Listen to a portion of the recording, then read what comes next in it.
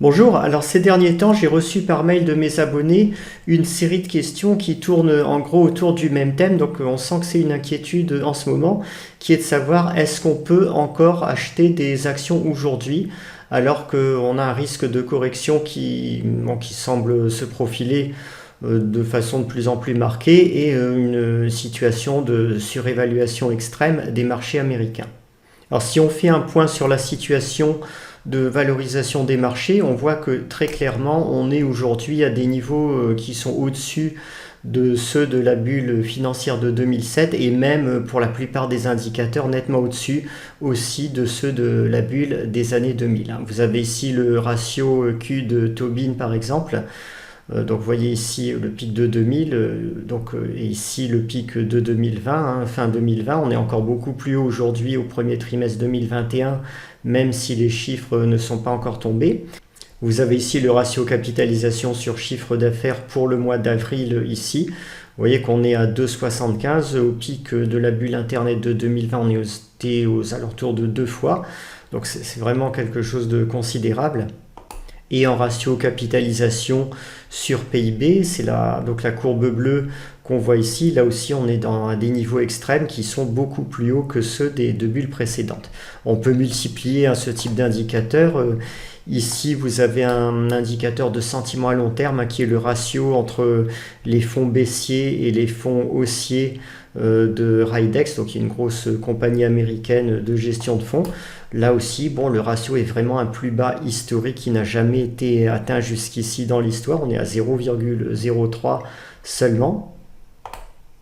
Au niveau des dettes de marge sur le NIS, vous voyez qu'on est aussi à un niveau record. La balance, donc les balances de crédit des investisseurs de compte à levier sur les marchés américains sont à des points historiquement bas. On est vous voyez ici le déficit qui atteint, avec une balance emprunteuse de l'ordre de plus de 300 milliards de dollars à comparer au pic de 2000 où on était aux alentours de 120-130. Et même si on calcule ça en monnaie constante, ça ne change rien au tableau, le pic d'aujourd'hui est beaucoup plus fort que celui de 2000.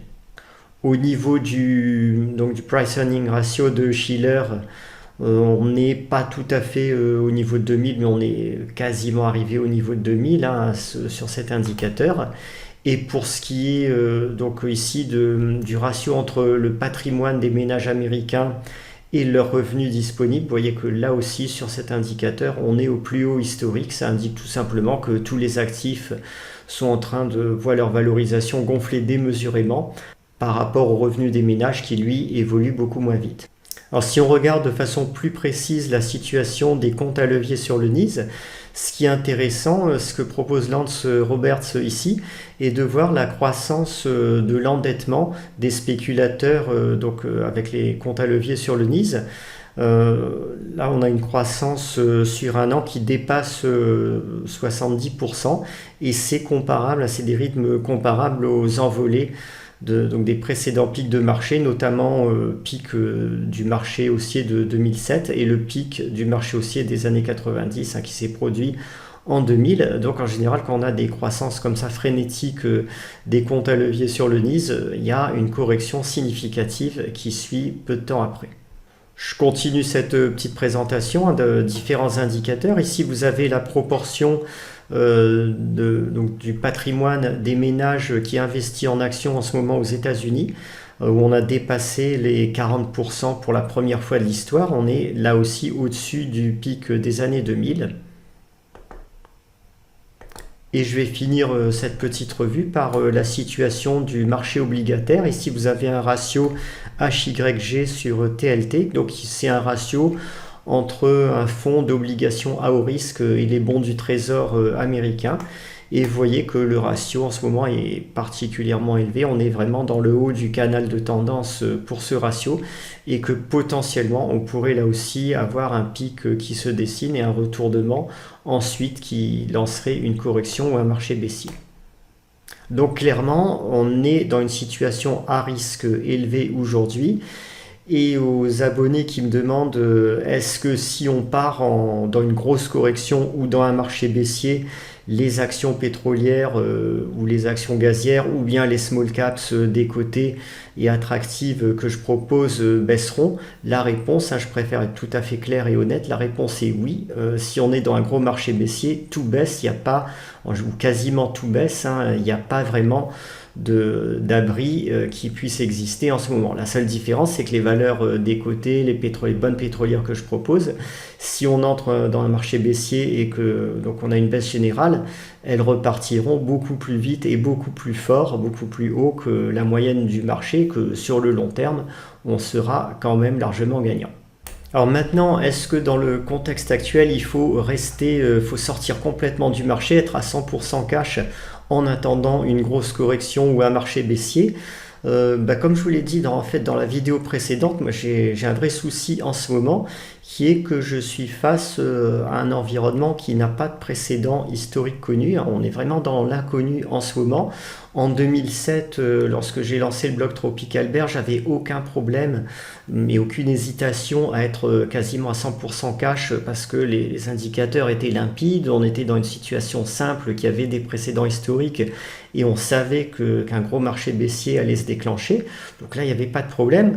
Aujourd'hui, c'est beaucoup plus délicat. En fait, si on regarde les cycles précédents, par exemple le cycle qui a conduit à la bulle Internet de 2000, on a toujours dans un cycle haussier sur les actions une phase où les spreads de taux entre le 10 ans et le 2 ans par exemple, donc taux court moins taux long, commencent à se tendre et ensuite le spread diminue et pendant toute cette phase-là, le marché monte jusqu'à atteindre ici un pic de spéculation. Ça s'est produit aussi sur le marché de 2003 jusqu'à 2007. On a d'abord une hausse des spreads de taux.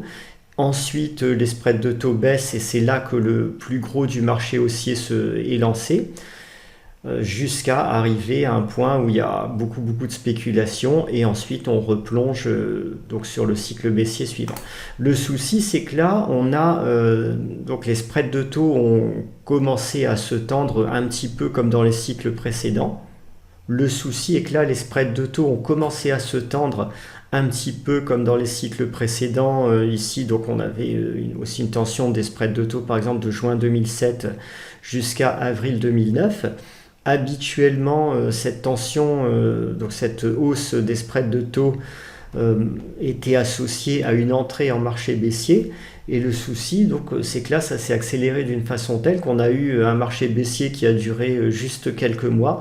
Et ensuite, en l'espace d'un an, on a fait l'équivalent de ce qui s'est passé ici de 2003 jusqu'à 2008 ou bien du milieu des années 90 jusqu'à 2000 en marché haussier pendant que les taux étaient en baisse. Donc on a vraiment ici une sorte d'ovni qui est dû au déversement de liquidités, donc des chèques Covid du Trésor américain, qui a pas mal faussé la donne. Du coup, l'analyse est beaucoup plus compliquée aujourd'hui et je peux absolument pas dire de façon certaine qu'on va entrer en marché baissier dans les mois qui viennent, même si la courbe des taux semble en faveur de ça.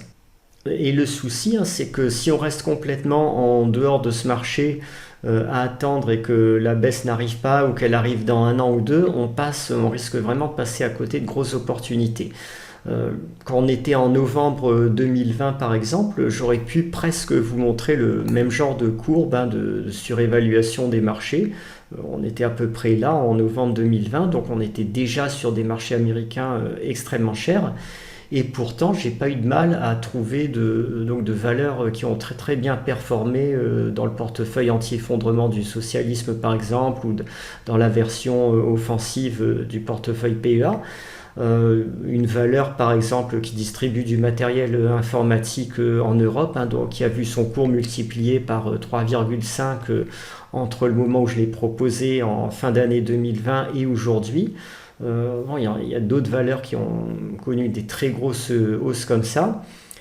Et bon, si j'utilise des screeners aujourd'hui pour voir s'il reste des valeurs décotées, clairement, on trouve encore beaucoup de valeurs très bon marché, très attractives, dans lesquelles on peut investir. Je vous montre un peu au hasard ici un screener brut, donc un screener value qui est chargé de trouver donc des actions value qui décotent sur toutes sortes de critères financiers. Vous voyez que le screener, il donne quand même ici 43 résultats.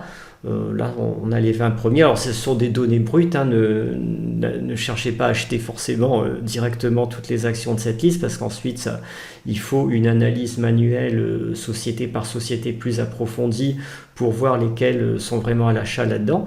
Mais vous voyez qu'il y a quand même des résultats qui sont sortis par ce screener qui ici porte sur le marché européen.